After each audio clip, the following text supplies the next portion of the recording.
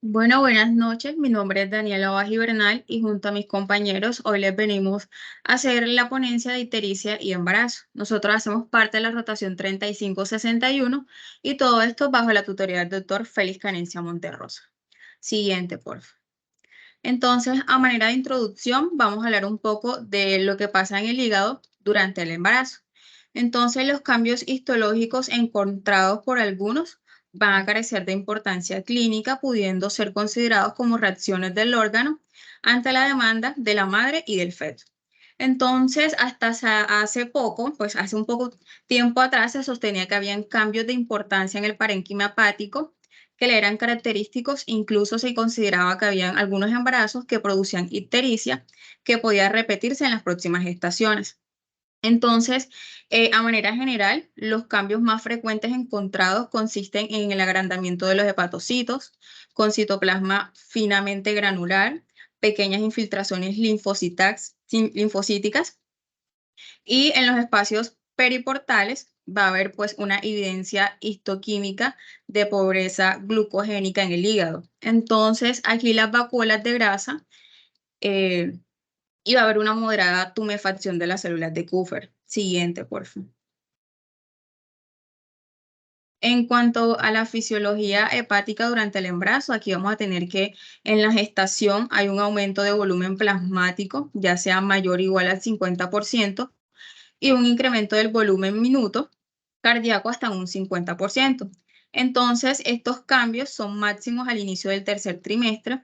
Aquí el flujo sanguíneo hepático no se modifica en el embarazo y esto determina pues un descenso relativo del volumen minuto cardíaco que va a estar destinado al hígado alrededor del 35%. Entonces, por esta razón es que en la última mitad del embarazo se produce la reducción en el aclaramiento de los diversos compuestos sanguíneos. Entonces vamos a tener unos puntos muy importantes, son que las proteínas séricas que se sintetizan en el hígado van a experimentar variaciones durante el embarazo, al igual que tras la administración de los estrógenos a mujeres no embarazadas. Asimismo, no hay una variación en la bilirrubina sérica en la gestación y hay un aumento de estas. Si hay un aumento de esto, pues nos va a sugerir una enfermedad hepática o hematológica. Asimismo, estas enzimas séricas van a variar, salvo a las transaminasas, que estas van a permanecer sin cambio, y si se elevan, van a indicarnos pues una lesión hepática. En cuanto al metabolismo de las porfirias, van a experimentar cambios menores y finalmente el colesterol y los triglicéridos están aumentados como un efecto presumible asociado con la elevada movilización de ácidos grasos libres para la intensa gluconeogénesis típica de la gestación. Siguiente, por favor. Entonces, para continuar hablando, vamos a recordar lo que es la bilirrubina, que esta es el pigmento biliar de color amarillo anaranjado que resulta de la degradación de grupo hemo de varias proteínas, especialmente del catabolismo de la hemoglobina. Entonces, el aumento en los niveles plasmáticos de bilirrubina es una alteración frecuente observada tanto en la atención primaria como en el ámbito hospitalario. Entonces, aquí la lesión hepática de cualquier causa, al disminuir el número de hepatocitos, puede producir una hiperbilirrubinemia, o sea, la ictericia. Entonces, esto puede deberse a cualquier causa que altere alguna de las fases de su metabolismo. Y aquí vamos a tener pues la producción excesiva, defectos en la captación hepática, defectos de su conjugación o defectos de la excreción biliar. Entonces, la bilirrubina no servirá como un marcador clásico que es incluido rutinariamente dentro de los perfiles clínicos, tanto de las pacientes con difusión hepática como de las pacientes pues, con otras patologías. Siguiente, por favor. En cuanto al metabolismo de la bilirrubina, aquí vamos a tener que el conocimiento de la bioquímica de las porfirias y el grupo hemo es fundamentalmente para la comprensión de las diversas funciones de la hemoproteína en el organismo y las patologías asociadas a esta. Entonces, las porfirias son compuestos cíclicos formados por la unión de 4 anillos pirrólicos enlazados por puentes metílo. Entonces, un ejemplo de esto son las ferroporfirias, tales como el hemo, que se encuentra conjugado a las proteínas formando las hemoproteínas, y entre ellas están las hemoglobinas, las mioglobinas, los citocromos y las catalasas. En cuanto a la hemoglobina, esta es una ferroporfina unida a la proteína globina, y esta conjugada va a poseer la propiedad de combinarse de manera reversible con el oxígeno, y esta nos va a servir como un medio de transporte del oxígeno en la sangre. Hablando ya de la mioglobina, que este es el pigmento respiratorio que existe en las células musculares de los vertebrados e invertebrados, esta es semejante a una subunidad de hemoglobina y también se combina con el oxígeno. En cuanto a los citocromos, estos son compuestos que actúan como agentes de transferencia de electrones en las reacciones óxido-reducción. Y finalmente las catalasas, que son la enzima con porfiria férrica que degrada al peróxido de hidrógeno. Siguiente, por favor. Siguiendo con la síntesis del metabolismo, pero ahora enfatizando un poco más sobre el catabolismo del hemo, el hemo se va a descomponer dando como resultado pigmentos biliares como productos finales, y la bilirrubina se excreta a través de la bilis.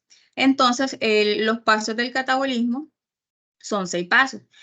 Primero vamos a tener la degradación.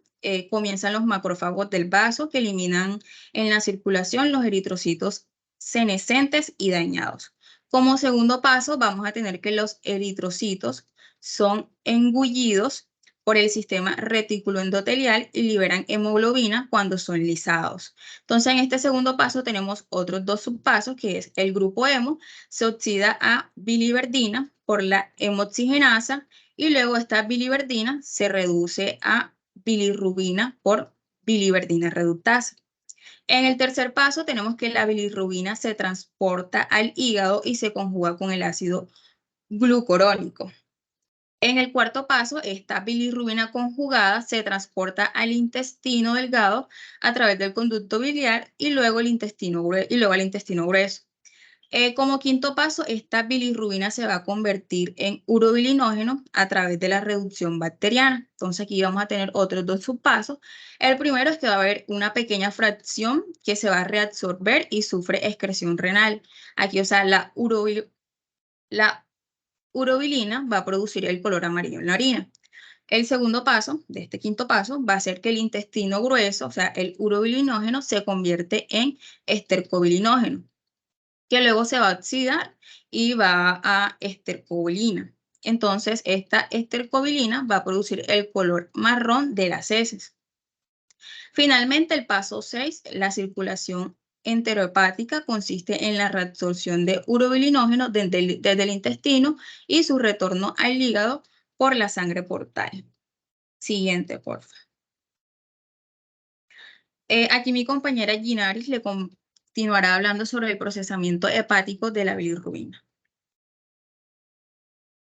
Bueno, en cuanto al procesamiento hepático de la bilirrubina, tenemos que la transformación de los anillos pirrólicos del grupo hemo en bilirrubina implica una serie de transformaciones bioquímicas absolutamente esenciales para su excreción. Tenemos que aproximadamente el 80% de la bilirrubina proviene de la destrucción de los glóbulos rojos, y el otro 20% proviene de la eritropoyesis inefectiva de la médula ósea, y en el hígado las enzimas microscópicas P450 y citocromo B5. Una vez sintetizada la bilirrubina, esta debe ser excretada, proceso que involucra varios pasos. Siguiente diapositiva. Bueno, hablándoles un poquito más de los pasos que se dan en la síntesis y el metabolismo de la bilirrubina, tenemos que, en cuanto al transporte de la bilirrubina, el proceso metabólico y la excreción de esta en el hígado es esencialmente para mantener los niveles adecuados de esta sustancia en el cuerpo y prevenir la acumulación de bilirrubina no conjugada, que puede ser tóxica. Entonces tenemos que el pasaje de la bilirrubina en la sangre sinusoidal hacia el interior de las células hepáticas, o sea, los hepatocitos, se lleva a cabo de la siguiente manera. La bilirrubina se encuentra en la sangre unida a la albúmina, una proteína transportadora. Esta forma de bilirrubina se denomina bilirrubina no conjugada o bilirrubina indirecta. Entonces tenemos que la sangre con bilirrubina unida a la albúmina fluye a través de las células endoteliales fenestradas que recubren los sinusoides hepáticos. Estas células tienen unas pequeñas aberturas llamadas fenestraciones que permite que la bilirrubina pase hacia el espacio de DIS y que una especie de espacio entre las células endoteliales y en los hepatocitos. Entonces tenemos que una vez en el espacio de DIS, la bilirrubina penetra en el hepatocito a través del proceso de difusión facilitada y simple. Lo que tenemos en otras palabras es que la bilirrubina se mueve de una zona de mayor concentración, o sea, en la sangre, hacia una de menor concentración, que sería el hepatocito, de una manera pasiva. Siguiente diapositiva. Bueno, en cuanto a la captación de bilirrubina, tenemos que las células del parénquima hepático, en esta la bilirrubina circulante es captada por receptores específicos del polo sinusoidal del hepatocito, ya que la célula hepática, el hepatocito toma la bilirrubina y la une a, a proteínas como ligandinas y proteínas YZ para ser transportadas al retículo endoplasmático. La bilirrubina unida a la albúmina lo que hace es que penetra en el hígado por el polo sinusoidal. Aquí las proteínas de transporte de los aniones orgánicos 1B1 y 1B3, codificadas en la superfamilia de genes transportadores de solutos aniones orgánicos, los que son responsables de la absorción de bilirrubina en el hepatocito. Lo que tenemos es que una vez dentro de las células hepáticas, la bilirrubina se une reversiblemente a proteínas solubles conocidas como ligandinas, y lo que hacen es que estas proteínas citosólicas de la familia de genes glutatión S-transferasa, lo cual retarda el reflujo de esta de regreso al plasma. Siguiente diapositiva. Bueno, en cuanto a la conjugación de la bilirrubina en el retículo endoplasmático liso, tenemos que posteriormente la bilirrubina se conjuga. La conjugación es el proceso en el cual se aumenta la solubilidad en agua o la polaridad de la bilirrubina, principalmente en un 80%. Entonces tenemos que se conjuga con ácido glucurínico formándose monoglucurínico de bilirrubina por acción de la enzima glucoroniltransferasa. Tenemos que en bajas proporciones el sulfato de bilirrubina, o sea, en un 20%, se obtiene así de la llamada bilirrubina conjugada o directa, que se caracteriza por ser soluble en agua y no difundir a través de las membranas celulares. Tenemos que los monoglucorinidos y los diglucurinidos de bilirrubina son productos de la conjugación. Estos son transportados activamente a través de la membrana canalicular del hepatocito hacia los canalículos libres. Tenemos que el glucurónido de la bilirrubina vuelve al citosol, donde ésta se difunde hacia el polo canalicular para la secreción de la bilis. Entonces, lo que pasa aquí es que tenemos que al polo sinusoidal para la secreción del plasma, donde es secretada por los mismos transportadores, o sea, las proteínas de transporte de aniones orgánicos, que son los 1B1. En el polo canalicular, el proceso está mediado por un transportador apical dependiente de ATP. Entonces tenemos que anteriormente denominado proteína relacionada con múltiples fármacos. Siguiente diapositiva. En cuanto a la excreción y la reabsorción de bilirrubina en la circulación enterohepática, tenemos que la bilirrubina directa tomada por los lisosomas y el aparato de Golgi es sacada activamente hacia los canalículos biliares, de los canalículos a la vesícula biliar y luego al intestino delgado. Entonces tenemos que por acción de las bacterias intestinales se forma en urobilinógeno y se elimina por las heces como estercobilinógeno. Tenemos que la bilirrubina conjugada que llega al duodeno es en parte reabsorbida en la mucosa intestinal por la circulación enteropática. La mayor parte, o sea, un 90%, vuelve al hígado y reinicia el circuito hacia el intestino. Tenemos que el 10% se excreta por la orina, ya que llega al riñón por la circulación general y se filtra a través del glomérulo renal. También tenemos que en el neonato, debido a la ausencia de una flora bacteriana normal en los primeros días de vida, la materia fecal no tiene una coloración amarillenta. Tenemos que la bilirrubina es desconjugada por medio de la enzima beta-glucuronidasa, que está en la pared intestinal. Tenemos también que el producto final de esta desconjugación es bilirrubina no conjugada, que es reabsorbida en el intestino y es unida a la albúmina. También tenemos que esta es llevada a través de la circulación enteropática hacia el hígado para su nueva captación y conjugación. Siguiente diapositiva. Bueno, en cuanto a los pigmentos biliares, mi compañera Nicole les va a seguir profundizando en este tema.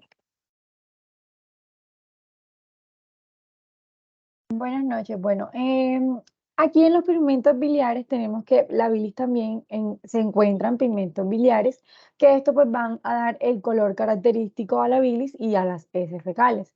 Estos proceden de la destrucción de los hematíes en el vaso. La hemoglobina se degrada en las correspondientes cadenas pépticas y en los grupos hemo. Y esto pues da lugar a varios pigmentos como lo son la bilirrubina, que es transportada en la sangre por la albúmina, hasta los hepatocitos. Estos, estos se conjugan y sobre todo pues con el ácido glucurónico se secreta la bilis con la que llega al intestino, y pues ya una vez que este esté en el intestino se va a hidrolizar por las bacterias intestinales y se va a transformar en urobilinógeno o estertocolobilina.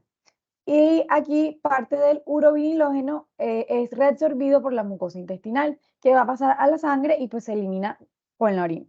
Otra parte de este va a ser modificado y oxidado para dar estercobilina, que va a ser eliminada pues también por las heces fecales. Siguiente. Bueno, en cuanto a la circulación enterohepática, tenemos que es un proceso vital en el metabolismo de la bilirrubina, ya que pues este se va a involucrar con la recirculación de esta sustancia desde el hígado al intestino y nuevamente hacia el hígado. Entonces tenemos que la bilirrubina conjugada se secreta desde el hígado hacia la bilis, y esta esta bilirrubina va a ser soluble en agua y es eliminada en las heces a través del tracto gastrointestinal. Parte de esta bilirrubina se secreta en la bilis y es reabsorbida en el intestino, como lo había mencionado mi compañera, pero su solubilidad en agua y la contracción va a depender de la energía en la bilis, y esto va a dificultar su reabsorción. Entonces tenemos que los urobilinógenos pueden oxidarse espontáneamente en el intestino inferior para formar los pigmentos biliares, como lo es el estertocobilinógeno, el mesobilinógeno y la urobilina, que van a dar el color a las heces y son eliminados por ahí mismo. Una pequeña fracción del urobilinógeno, alrededor del 2 al 5%, va a entrar a la circulación general y esta va a ser filtrada por los riñones, y esta bilirrubina va a ser recapturada y puede ser excretada también por la orina. Entonces, un resumen aquí es que la circulación enterohepática es un proceso que va a permitir la reutilización y la eliminación eficiente de la bilirrubina, un producto de desecho del metabolismo de la hemoglobina. A través de este proceso, pues se va a garantizar que la bilirrubina sea excretada en las heces y en la bilis, y parte de ella pues sea recapturada y reexcretada por el hígado, lo que va a contribuir a la eliminación y al color de las heces y la orina. Siguiente. Bueno, en cuanto a las alteraciones en el metabolismo de los pigmentos biliares, tenemos lo que son la hiperbilirrubinemia, pero primero pues tenemos que dar un concepto de lo que es la ictericia. La ictericia se vendría definiendo como una coloración amarillenta en la piel y las mucosas debido a un aumento de la concentración de la bilirrubina sérica, siendo esta mayor por 3 miligramos por decilitro. Siguiente. ¿Qué sucede durante el embarazo? Entonces, aquí la ictericia durante el embarazo va a ser un trastorno importante que se va a observar con mayor frecuencia en países de desarrollo en comparación con los países desarrollados. La incidencia aquí puede variar un poco según la región y también las condiciones de la salud de la paciente. Y pues anteriormente se estimaba que solo se producía en aproximadamente uno de cada 1.500 embarazos, pero sin embargo, en la actualidad, debido a una mayor comprensión de las causas de la ictericia y la prevalencia de enfermedades biliares hepáticas, se han observado incidencias muchísimo más altas. Siguiente. En cuanto a su prevalencia, tenemos que, bueno, ya lo había mencionado, durante el embarazo es un trastorno médico bastante importante que se va a observar con mayor frecuencia en países desarrollados que en desarrollo que en los países desarrollados, y afecta a un pequeño porcentaje de las mujeres embarazadas. En el embarazo conlleva a un grave riesgo tanto en el feto como para la madre, y es responsable del 10% de las muertes maternas. Los trastornos hepáticos se complican alrededor del 3% de todos los embarazos, y la causa más común de ictericia es la hepatitis viral, siendo pues la hepatitis B la más común involucrada. En cuanto a los resultados maternos con ictericia incluidos, tenemos la coagulación intravascular diseminada en un 5%, el desprendimiento de placenta en un 3,9%, la hemorragia posparto atónica en un 9% y la encefalopatía hepática en un 7,8%. Siguiente. Bueno, a continuación lo dejo con mi compañera Valentina que les va a explicar sobre los síntomas de la ictericia en el embarazo. Ahora vamos a hablar acerca de los síntomas de la ictericia en el embarazo. Entonces, aquí cabe recalcar que además del color amarillento de los ojos y la piel, pues la ictericia también provoca picores. También hay que tener en cuenta la orina de color oscura, es de color claro, pues la debilidad, pérdida de apetito, dolor de cabeza, náuseas y vómitos, fiebre, hinchazón de la zona abdominal, alrededor pues del hígado o pues también hinchazón en las piernas, los tobillos y los pies. Aquí pues también cabe recalcar que se puede notar una decoloración roja y hematomas en la piel de las palmas de las manos o los dedos, así como una pues pequeña acumulación de vasos sanguíneos cerca de la superficie de la piel llamados angiomas en araña. Pasa, por favor. Bueno, ahora vamos a hablar acerca de la clasificación de DUCI. Esta clasificación de DUCI es la más adecuada y sencilla pues para dividir los varios tipos de ictericia y la clasificación se divide en prehepática o hemolíticas, hepáticas o hepatocelulares y poshepáticas u obstructivas o colestásicas. Y ahora más adelante hablaremos de cada una de ellas. Pasa, por favor. Bueno, primero vamos a hablar acerca de la ictericia prehepática. Aquí la hemólisis es la causa pues más común del exceso de la bilirruina indirecta. Y también si existe dificultad en la captación de la bilirruina plasmática por el hígado, se producirá una hiperbilirrubinemia a expensas pues de la bilirruina no conjugada. Entonces existe un aumento pues de esa producción de bilirruina por una destrucción excesiva pues de esos eritrocitos y pues predomina la bilirruina indirecta o no conjugada y las pruebas de función hepática son normales.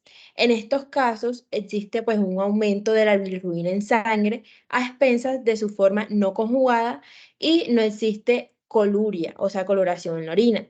Y hay coloración oscura de las heces fecales por acúmulo de estercobilinógeno. Entonces, aquí en esta foto hay que tener en cuenta, primero, pues en el número 1 hay un aumento de la bilirrubina no conjugada en suero.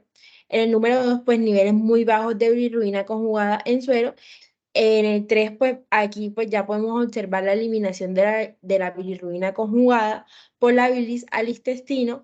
En el número 4, pues aquí vamos a ver la formación de urobilinógeno y absorción intestinal. En el número 5 y 6 vamos a ver la elevación de urobilinógeno en orina y ausencia de bilirrubina conjugada en orina. Y por último, en el número 7 ya podemos observar que no hay elevación de marcadores hepáticos. Pasa, por favor. Bueno, ahora vamos a hablar acerca de la ictericia hepática. Entonces, este tipo de ictericia puede deberse a fallas en la captación, conjugación o excreción de bilirrubina por el hígado. A este tipo de ictericia se les denomina también mixta, ya que pueden cursar pues con un incremento de la bilirrubina no conjugada, de la conjugada pues, o de ambas, dependiendo de la alteración primaria. Entonces, aquí pues hay que tener en cuenta, como podemos observar en la foto, primero, pues niveles altos de bilirrubina no conjugada en suero. En el 1 y el 2, en el número 3, vamos a ver que hay una menor eliminación de bilirrubina conjugada por la bilis al intestino. En el 4, menor formación de urobilinógeno y absorción intestinal. En el 5, menos urobilinógeno en orina. En el 6, un aumento de bilirrubina conjugada en orina. Y por último, un aumento de marcadores hepáticos. Pasa, por favor. Ahora vamos a hablar acerca de la ictericia posthepática. Esta pues se va a deber al fallo para excretar la bilirrubina desde el hepatocito al duodeno y se diagnostica por valores de bilirrubina directas mayores de 2 miligramos por decilitro o por una bilirrubina directa mayor del 15% de la bilirrubina total. Es siempre pues patológica y esta se va a caracterizar porque la bilis no llega al duodeno y no hay pues una coloración en la materia fecal, o sea, hay E. coli. Y hay una coloración excesiva de la orina, o sea, coluria. Entonces aquí como podemos observar en la foto, primero vamos a tener niveles normales, o sea, bajos de bilirrubina no conjugada en suero. En el número 2 vamos a tener niveles elevados de bilirrubina conjugada en suero. En el número 3, poca eliminación de bilirrubina conjugada por bilis al intestino. En el número 4, escasa formación pues, de urobilinógeno y absorción intestinal. En el número 5, bilirrubina conjugada en orina elevada. 6, una disminución pues, de ese urobilinógeno en orina. Y por último, un aumento de YEHET y FAD. Pasa, por favor. Bueno, ahora hablando de la fisiopatología, el aumento pues, de la bilirrubina sérica puede ocurrir por 4 mecanismos. Primero, la sobreproducción. Segundo, pues una disminución de captación hepática. Tercero, una disminución en la conjugación. Y cuarto, una disminución de la excreción de la bilis intra o extrahepática. Entonces, aquí hay que tener en cuenta que la hiperbilirrubinemia no conjugada o bilirrubina indirecta, esta pues es liposoluble, por lo que no aparece en la orina y su aumento no produce coluria. Entonces, la hiperbilirrubinemia no conjugada pues se produce ya sea por un aumento en la producción como la hemólisis, eritropoyesis ineficaz y reabsorción de hematomas o transfusiones masivas, así como por la captación disminuida producida pues por los fármacos como la rifampicina, entre otras. Aquí enfermedades hereditarias como el síndrome de Gilbert, donde predomina pues una alteración de la conjugación pues de esa bilirrubina por una disminución de la actividad de la bilirrubina UDP glucuronil transferasa, y el síndrome de Krieger-Najar, donde pues la actividad de esa bilirrubina, que es un gen pues de esta misma, puede estar ausente y los pacientes mueren por kernicterus en el periodo neonatal o sustancialmente disminuida. Y pues estos pacientes sobreviven hasta la edad adulta sin trastornos pues, neurológicos y son el ejemplo frecuente del trastorno metabólico de la bilirrubina. Pasa, por favor. Bueno, ahora los dejo con mi compañero Carlos Colorado, que les va a hablar acerca de las causas de ictericia en el embarazo. Bueno, las causas del embarazo, las causas de ictericia en el embarazo. Tenemos que, pues, referente a los trimestres, pueden causar en el primer trimestre, pues, hiperemesis gravídica. En el segundo trimestre tenemos, pues, trastornos de hipertensión del embarazo. Podemos encontrar hígado graso agudo del embarazo y el síndrome de Hell, la ictericia recurrente del embarazo, la colestasis intrahepática del embarazo.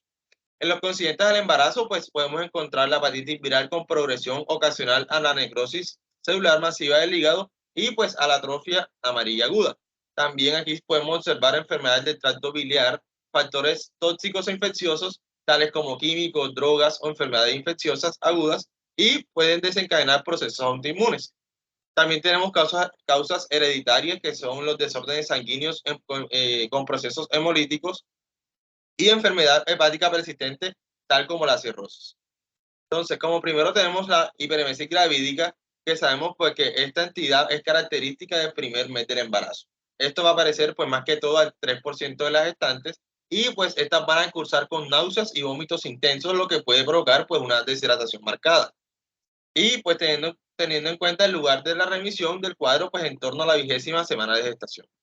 También los estados nauseosos prolongados van a llevar a nuestras pacientes a trastornos nutricionales que pues van a afectar en un grado acentuado pues a la célula hepática.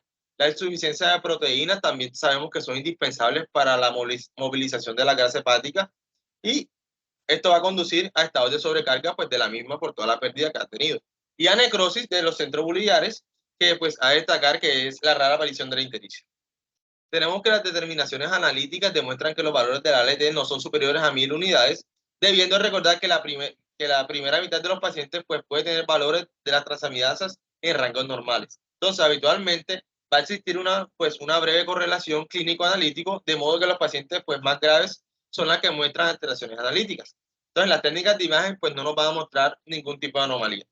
El diagnóstico pues, es fundamentalmente clínico. En casos de duda, pues la realización de una biopsia hepática nos permite descartar otras causas de hepatopatía, como por ejemplo la esteatosis aguda gravídica.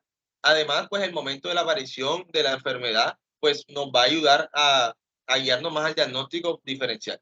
También tenemos que otras entidades a descartar pues incluyen la hepatitis viral aguda anitérica o un clus péptico en el canal pilórico. El tratamiento de esta hiperemesis gravídica se va a basar más que todo en fluidoterapia, pues, o nutrición enteral o parenteral, con suplementos vitamínicos que pues van a ser muy importantes para la gestante. y también pues fármacos antieméticos como la metoclopramida, que sabemos que pues pueden ayudar a cesar los síntomas. El pronóstico pues es bueno en general para la madre y el feto, aunque la aparición de complicaciones neurológicas no tratadas pues al momento puede ser una causa de muerte fetal. Bueno, tenemos la hepatopatía de preeclampsia y eclampsia, que pues la afección hepática que se produce en el conjunto de un cuadro hipertensivo pues grave durante el embarazo va a ser debido a las alteraciones vasculares producidas durante su transcurso.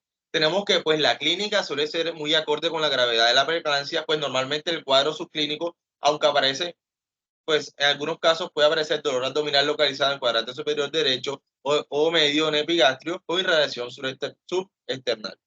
No pues son muy infrecuentes las náuseas y los vómitos, y pues la mayoría de nuestros pacientes nos van a referir pues el antecedente de malestar general en los días anteriores y el desarrollo del cuadro pues previamente.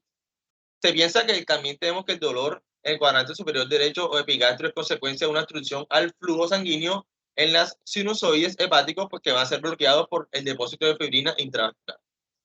Tenemos que aquí pues en un 10% de los casos a veces aparece el síndrome de Hell, y pues a veces puede ocurrir una necrosis hemorrágica hepática que solo pues va a afectar al hígado o puede extenderse en algunos casos ya muy graves hasta el peritoneo. Y pues va a cursar nuestra paciente con un dolor súbito en el hipocondrio derecho que puede evolucionar hacia un abdomen agudo con shock hemorrágico, y pues sabemos que esto es muy grave. Analíticamente se va a comportar como una ligera elevación de transaminasa, fosfatasa alcalina y bilirrubina sérica, y también puede cruzar con trombocitopenia. La conducta terapéutica será el tratamiento pues, de la preeclampsia o eclampsia que ya están estipulados en las guías. En la degeneración hepática tenemos que esta afección, pues también llamada hígado graso del embarazo o atrofia amarilla aguda, presenta una incidencia de 1 a 13.000 casos de las gestantes. Y en el pasado, pues era una causa de gran mortalidad materna y pues también fetal. Se trata pues más que todo una complicación grave que aparece normalmente en el último trimestre de la gestación, cuya patogenia pues se basa en la infiltración grasa microvesicular, que esta va a afectar además al hígado, otros órganos como los riñones, el páncreas, la médula ósea y en algunos casos el sistema nervioso central.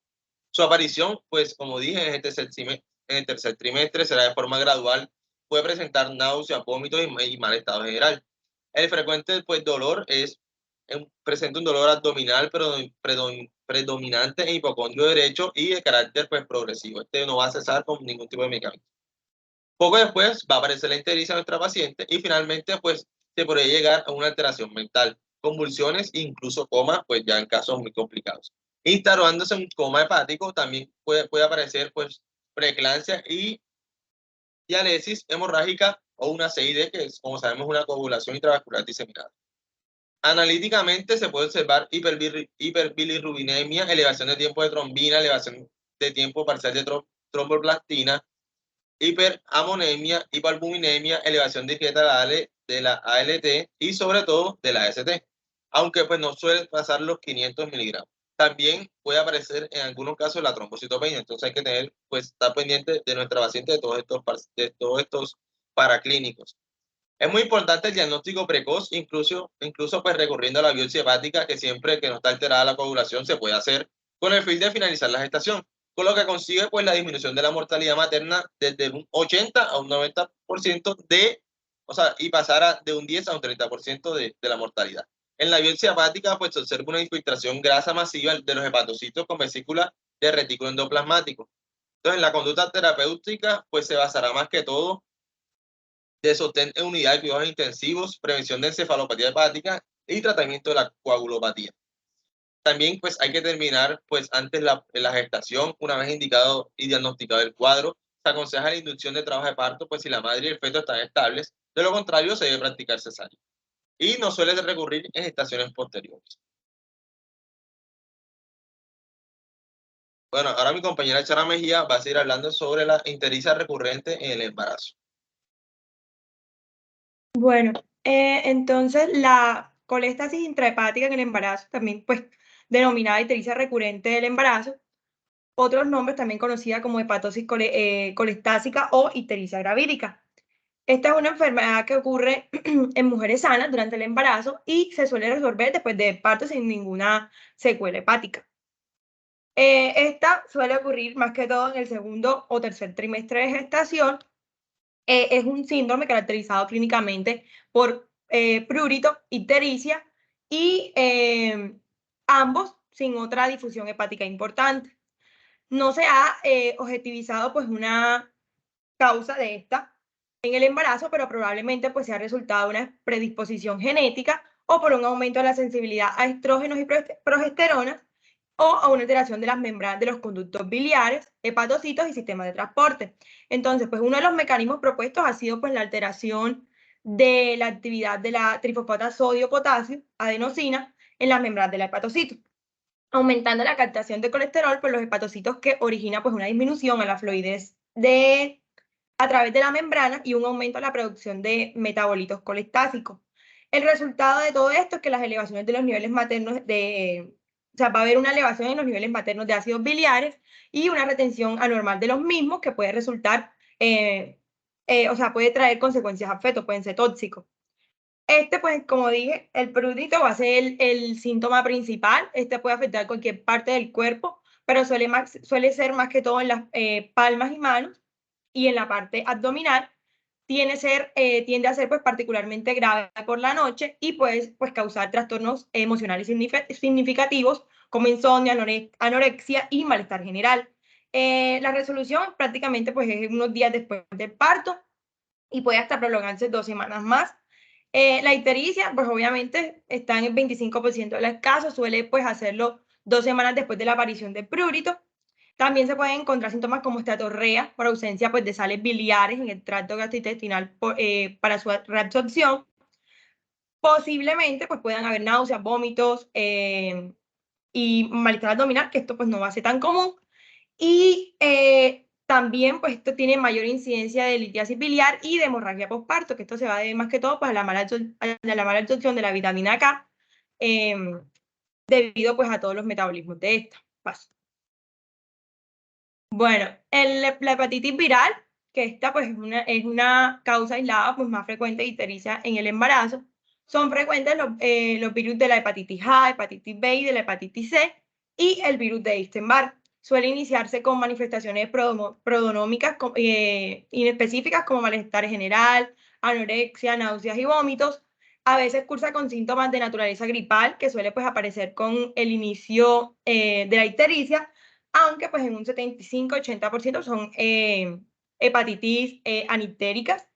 Se va a encontrar pues heces alcohólicas y prurito, que pues estos van a ser de corta duración y podemos palpar en algunas ocasiones hepatomegalia. En las alteraciones de laboratorio pues van a incluir una elevación llamativa de las transaminasas de 500 a 5000 y de la bilirrubina sérica hasta 10 mililitros de decilitro. La tasa de parto pretérmino va a estar aumentada de 2 a 3 veces.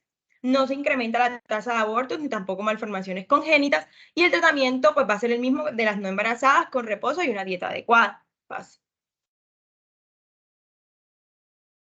Hablando pues de hepatitis crónica, podemos hablar de 2 cuadros evolutivos: hepatitis crónica progresiva y hepatitis crónica activa. La hepatitis crónica progresiva pues se caracteriza por un daño hepático crónico de evolución leve, detectable por elevaciones pequeñas de las concentraciones de las transaminasas. Suele remitir, aunque para ello pues son, o sea, para que esto se dé se necesitan como varios meses y años. El embarazo pues es bien tolerado, no se debe pues esperar incrementos de la morbilidad materna o fetal o en la actividad pues de la enfermedad. Si esta se incrementa pues se debe reconsiderar el diagnóstico. En la hepatitis crónica pues esta activa solamente pues se asocia con gestación cuando el grado de afección es leve.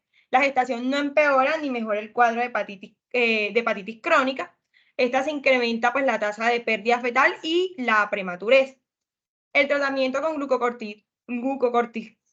corticoides, tenemos la prednisolona en dosis de 12 a 20 miligramos diarios. Se debe mantener durante la gestación y si es necesario, pues se debe administrar dosis mayores sin que hayan pues, resultados adversos durante la gestación. Paso. En cuanto a las enfermedades de las vías biliares, hay un acuerdo en cuanto a que el embarazo pues, es un factor predisponente a la formación de cálculos de naturaleza colesterolénica, ya que la tasa de colesterol en la sangre y la bilis pues está más alto en el embarazo. Y por otra parte, pues la estasis biliar provoca pues la comprensión del útero agrandado y ha sido considerada pues como una causa de precipitación de las sales biliares. El cuadro clínico de las ictericias obstructivas durante el embarazo pues presenta la misma incidencia que fuera del mismo. La aparición es se considera pues por una aparición brusca del dolor, ictericia, generalmente pues consecutivos a un episodio de cólico en el hipocondrio derecho, con su clásica propagación a la región escapular, dolor espasmódico, y este va a ser pues de una duración variable, que excede el uso pues de antiespasmódicos. Otros síntomas concomitantes pueden ser los vómitos, también, que estos van a ser pues unos vómitos biliosos.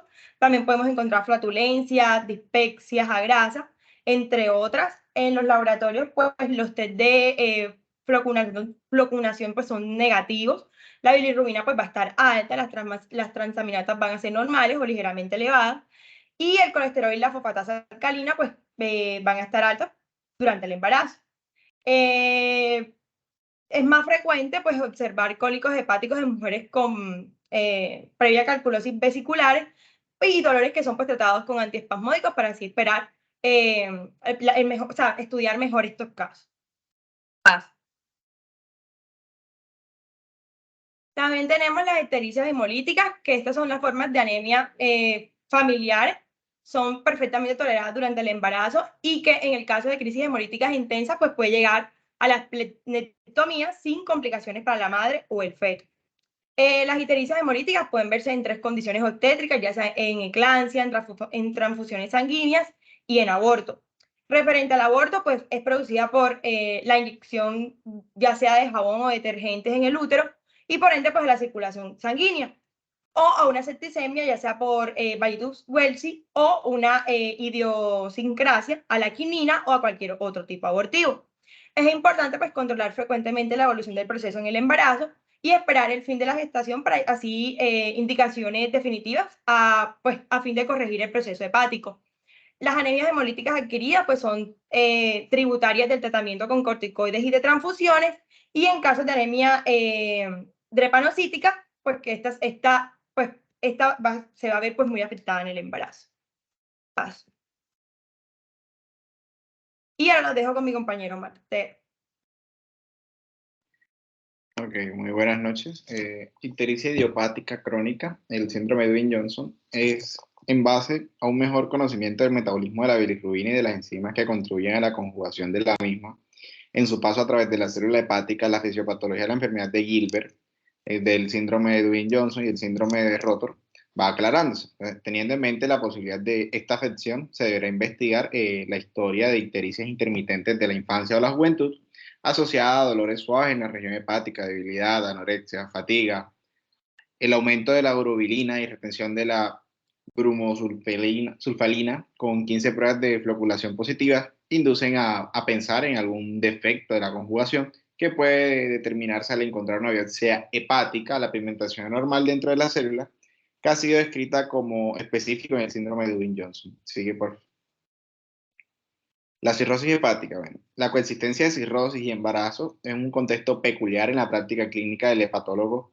Por una parte, las pacientes con cirrosis pueden encontrarse en una etapa de la vida que se suele corresponder con la fase posmenopáusica. Por otro, la insuficiencia hepática presume la instauración de una alteración hormonal donde predominan los esteroides sexuales, que ejercen una acción inhibitoria sobre la producción y liberación de gonadotropinas necesarias para la integridad del ciclo ovulatorio, resultando todo esto en una amenorrea secundaria y consiguiente infertilidad. En los casos de embarazo, en el curso de una cirrosis, existe una morbilidad materna asociada al riesgo aumentado de hemorragia digestiva por varices esofágicas, ascitis y encefalopatía.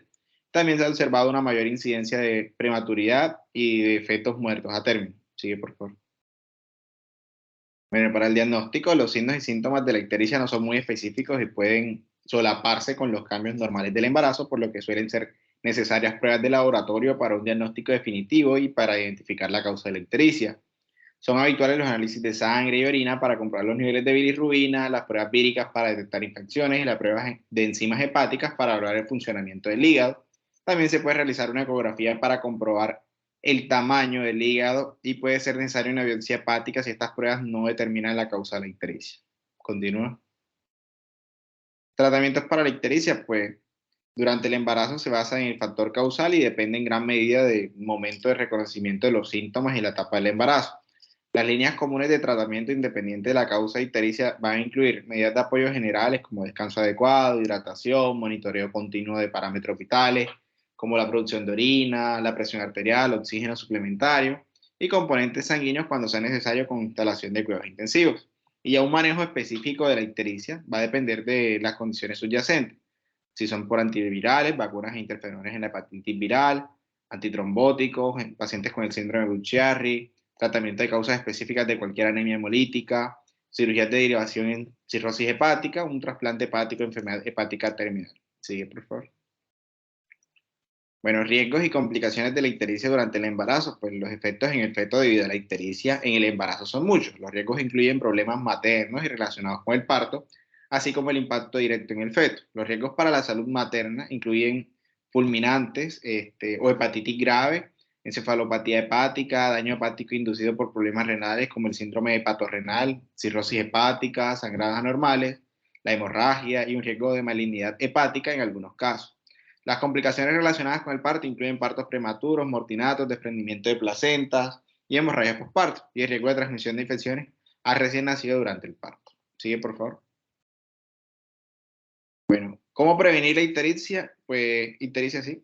Una dieta saludable, un peso saludable, inmunizaciones regulares, un límite del consumo de drogas, evitar tomar drogas o compuestos que puedan ser tóxicos para el hígado.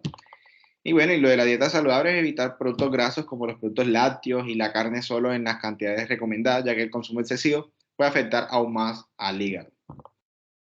Sigue, por favor. Bueno, esto ha sido todo. Muchas gracias a mis compañeros por su presentación y al doctor Canencia por su tutoría.